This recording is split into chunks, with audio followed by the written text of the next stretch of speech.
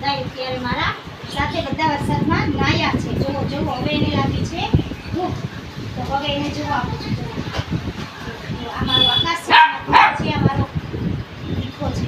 કુસુ ક્યાં છે? ઓ ઓ બાપા, ઓ ઓ મમ્મીનો દીકરો, મમ્મીનો દીકરો. જોઈ શકો છો.